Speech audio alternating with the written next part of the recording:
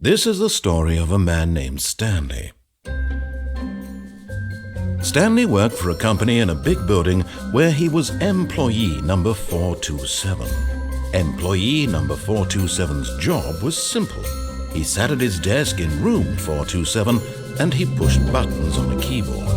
Orders came to him through a monitor on his desk, telling him what buttons to push, how long to push them, and in what order. This is what employee 427 did every day of every month of every year. And although others might have considered it soul-rending, Stanley relished every moment that the orders came in, as though he had been made exactly for this job. And Stanley was happy. And then one day, something very peculiar happened. Something that would forever change Stanley. Something he would never quite forget. He had been at his desk for nearly an hour when he realized that not one single order had arrived on the monitor for him to follow. No one had showed up to give him instructions, call a meeting, or even say hi. Never in all his years at the company had this happened, this complete isolation.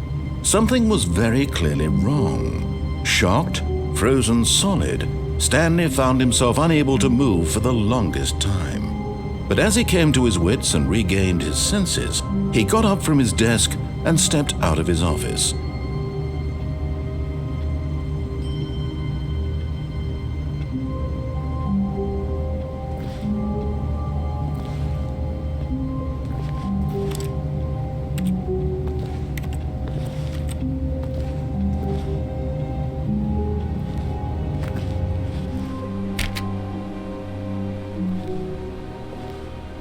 All of his co-workers were gone. What could it mean? Stanley decided to go to the meeting room. Perhaps he had simply missed a memo.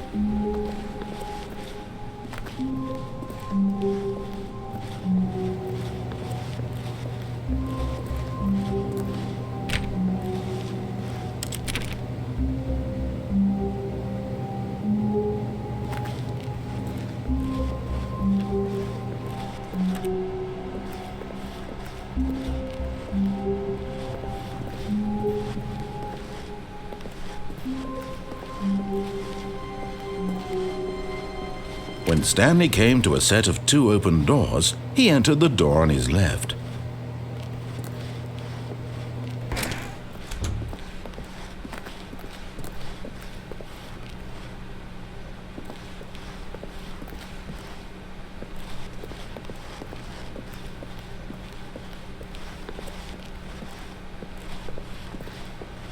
Yet there was not a single person here either.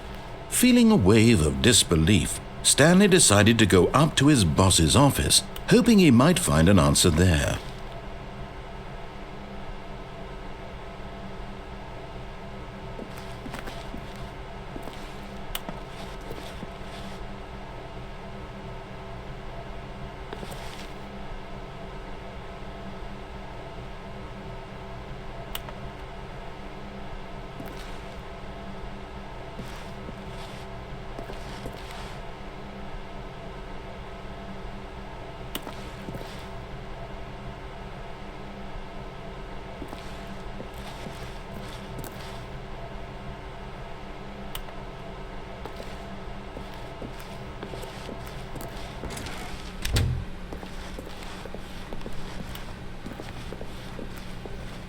Coming to a staircase, Stanley walked upstairs to his boss's office.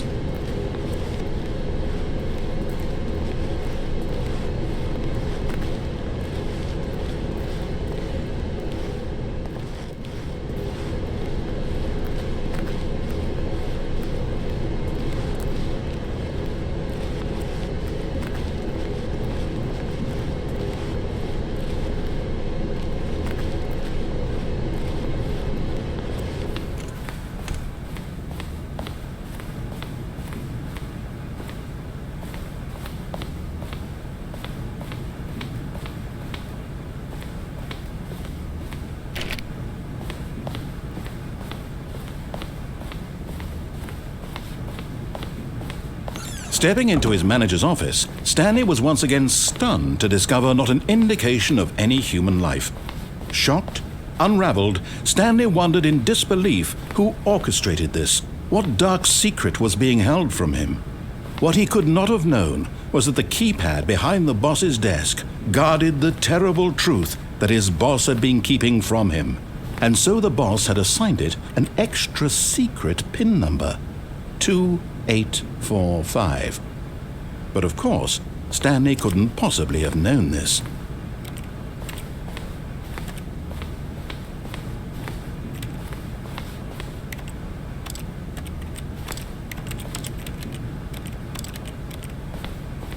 Stanley just sat around twiddling his thumbs. Trying to input anything on the device was useless, since he could never possibly know that the combination was 2845.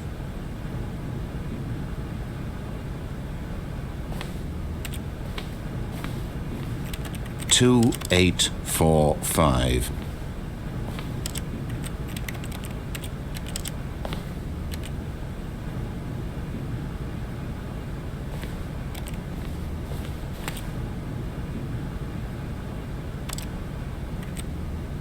Forgot, but it turns out that the panel's emergency override kicked in, and the door just opened all by itself. And Stanley got the hell along with the story.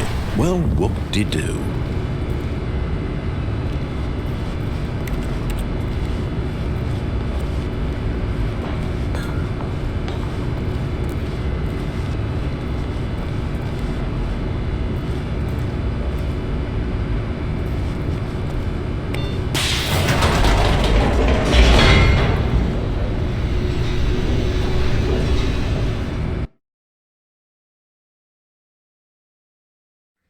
Descending deeper into the building, Stanley realized he felt a bit peculiar. It was a stirring of emotion in his chest, as though he felt more free to think for himself, to question the nature of his job. Why did he feel this now, when for years it had never occurred to him? This question would not go unanswered for long.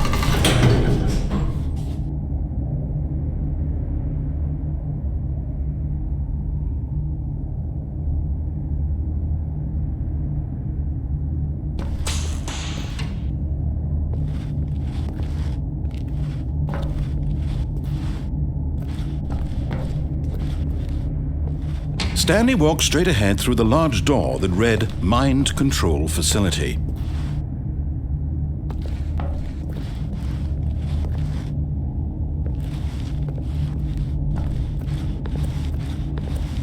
Although this passageway had the word Escape written on it, the truth was that at the end of this hall, Stanley would meet his violent death. The door behind him was not shut. Stanley still had every opportunity to turn around and get back on track. At this point, Stanley was making a conscious, concerted effort to walk forward and willingly confront his death.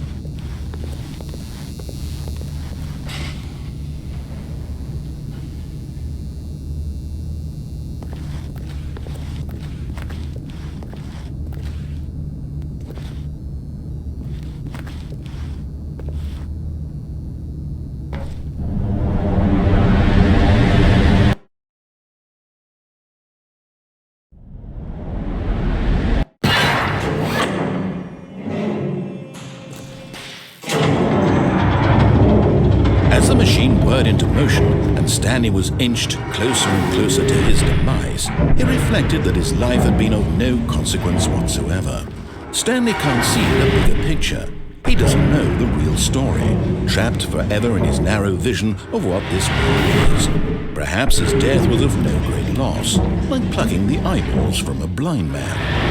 So he resigned and willingly accepted this violent end to his brief and shallow life. Farewell, Stanley.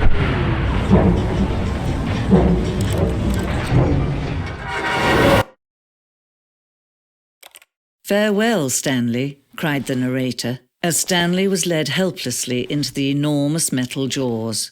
In a single visceral instant, Stanley was obliterated as the machine crushed every bone in his body, killing him instantly.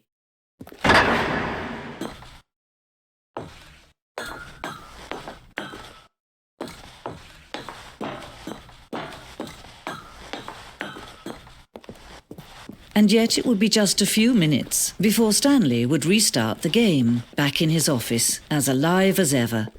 What exactly did the narrator think he was going to accomplish? When every path you can walk has been created for you long in advance, death becomes meaningless, making life the same. Do you see now? Do you see that Stanley was already dead from the moment he hit start?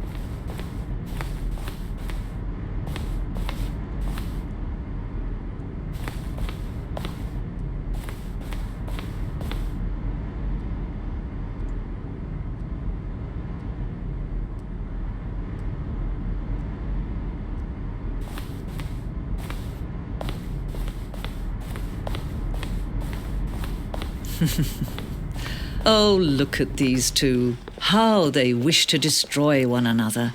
How they wish to control one another. How they both wish to be free.